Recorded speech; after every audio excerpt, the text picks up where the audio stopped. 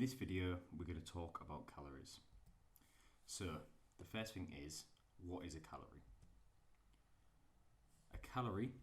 A calorie is simply a unit of energy.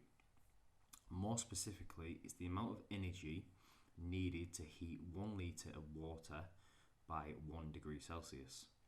While foods may have different calorie values and these calories may react differently within our body, a calorie is still a calorie. It's just a unit of energy. So, where do we get them from? Well, we get 4 calories for every gram of protein that we consume.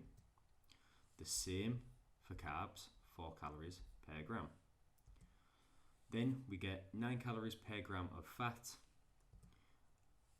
And then for alcohol, it gives us 7 calories per gram. So, let's talk about calories in versus calories out because this has a huge effect on our results. So in short, if we burn more calories than we consume, we will lose weight, and when you combine that with smart training, the large majority of that weight will be body fat. Then on the flip side, if we consume more calories than we burn, we will gain weight, and again, combined with smart training program, a good portion of that will be muscle mass. So this is why tracking our daily calorie intake and making sure we are hitting the right amount for our goal is one of the 3 nutrition rules. So, to understand your calorie needs, first we need to know what you're trying to achieve. So in other words, what's your goal? And there are 3 main options when it comes to your calorie intake. The first one is maintenance calories. Maintenance is when the number of your calories you consume matches the number of calories you expend. This results in our weight staying roughly the same. Looking at this chart, the dotted line that you can see at the top is the amount of calories this person needs each day in order to maintain their weight. So that's 2,500 calories a day, or a total of 17,500 calories per week. So if this person eats 2,500 calories a day, then they will remain roughly the same weight as their calorie intake has matched their calorie expenditure. So maintenance calories is when calories in matches calories out, and this results in us being weight stable. Next up is a calorie deficit, so expending more calories than you consume, and this is vital if your goal is fat loss. Now, if you are like most people, you've tried lots of different diets, and some will have worked and some didn't, but whether you realise it or not, every diet that worked was because you were in a calorie deficit. That's how every single diet on the whole planet works for fat loss. There are no expectations, they all work by controlling your calorie intake. Here are some examples. First of all, you got the Atkins diet.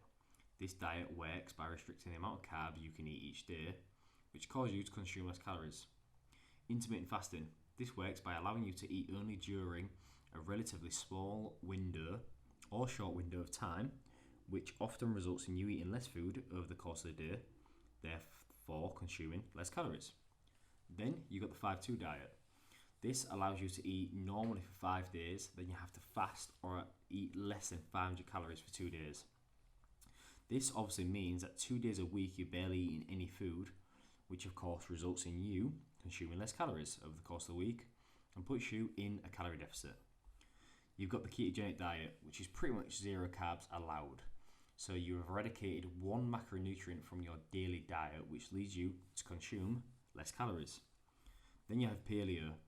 In the purest form, paleo removes all calorie-dense processed foods from your life, meaning that you consume less calories. Then you've got Slim World. They use a point system to control the amount of food you eat every day, which if you do right, results in you consuming less calories. The list could go on, but I think you get the idea. All diets work for fat loss by controlling your calorie intake in some way or another.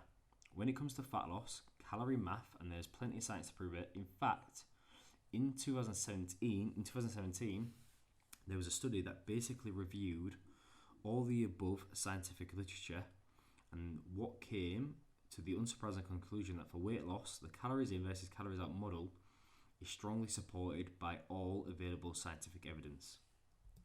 So let's take a look at the calorie deficit. Again, the dotted line is the amount of calories this person needs each day to maintain their weight.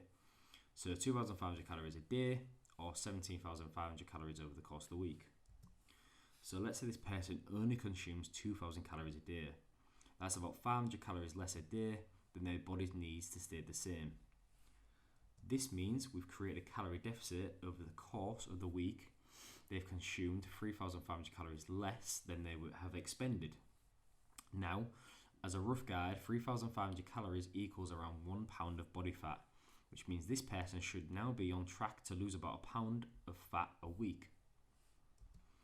There are a few different ways to create a calorie deficit. The first is to lower your calorie intake, like we've just showed you in that previous chart. The second is to increase your activity levels, which is something we'll talk about in a later video. And the third, and probably the most common way, is to use a combination of both. So keeping a slightly higher food intake while at the same time increasing our energy expenditure output by being more active. Alright, so let's look at calorie surplus. This is when calories in is greater than calories out, leading to weight gain. This usually happens in two instances. First off, if we are overeating and over-consuming calories and gaining body fat. The second is if we're purposefully in a slight calorie surplus with the main aim of providing our bodies with just enough calories to build some muscle mass.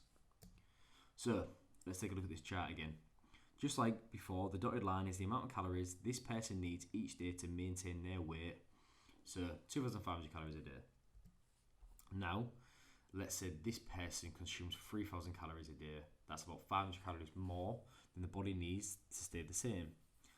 This means they've created a calorie surplus, and over the course of a week they've consumed 3,500 calories more than they've expended. This will lead to weight gain. And with the right training, a good portion of that could be muscle mass.